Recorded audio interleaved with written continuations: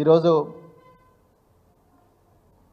కేసీఆర్ గారి పాలనలో గత 10 సంవత్సరాల్లో 300 నుండి దాదాపుగా 1000 గురుకులాలను ఏర్పాటు చేసి 7 లక్షల మంది నుంచి 10 లక్షల మంది విద్యార్థులకు నాణ్యమైన అంతర్జాతీయ స్థాయి ఇంగ్లీషు విద్య మరి ఇవ్వబడితే ఈరోజు 9 నెలల క్రితం గద్దెనెక్కిన రేవంత్ రెడ్డి కాంగ్రెస్ ప్రభుత్వం ఈ గురుకుల విద్యాలయాల్ని పూర్తిగా శిథిలం చేసే కుట్ర చేస్తున్నది అన్నారండి.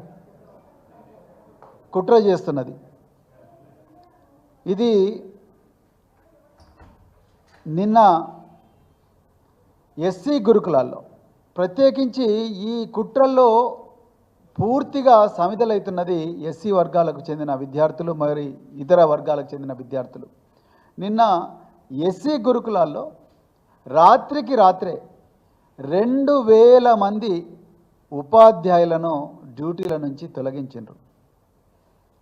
దీంట్లో పార్ట్ టైం ఉపాధ్యాయులు ఉన్నారు, గెస్ట్ లెక్చరర్లు ఉన్నారు, సబ్జెక్ట్ అసోసియేట్స్ ఉన్నారు, అసిస్టెంట్ కేర్ టేకర్స్ ఉన్నారు, ఎలక్ట్రీషియన్లు ఉన్నారు, ఇంకెందరో ఉన్నారు. వీళ్ళందరూ కూడా ఈరోజు రోడ్ల మీదకి వచ్చిండ్రు. వీళ్ళ కుటుంబాలన్నీ కూడా రోడ్ల మీద పడ్డాయి. వీళ్ళందరి నియామకం కూడా బోర్డుల అనుమతితోనే జరిగింది. ఆనాడు గౌరవ జగదీష్ రెడ్డి గారు సాంఘిక సంక్షేమ శాఖ మంత్రిగా ఉన్నారు. దాని తర్వాత గౌరవ కొప్ల ఈశ్వర్ గారు సాంఘిక సంక్షేమ శాఖ మంత్రిగా ఉన్నారు. వాళ్ళిద్దరి హయాంలోనే జరిగిన బోర్డు మీటింగ్ల ద్వారానే వీళ్ళందరి నియామకాలు జరిగినాయి.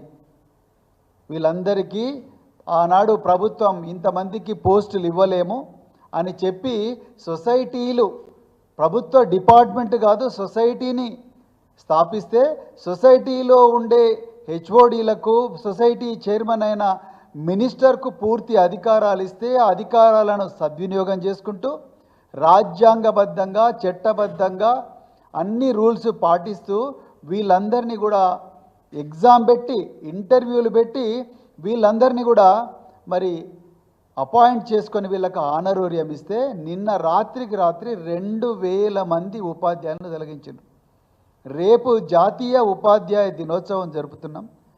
ఈరోజు 2000 మంది ఉపాధ్యాయుల నోట్లో మట్టి కొట్టింది రేవంత్ రెడ్డి ప్రభుత్వం. ఈ శాఖకు మంత్రి ఎవరో కాదు, సాక్షాత్తు ముఖ్యమంత్రే ఈ శాఖకు మంత్రి. ఈ అనాలోచిత చర్య వల్ల, ఈ కుట్రపూరితమైన చర్య వల్ల 2 లక్షల మంది ఎస్సీ విద్యార్థుల జీవితాలు రోడ్డున పడతాయి, వాళ్ళ కుటుంబాలు రోడ్డున పడతాయి.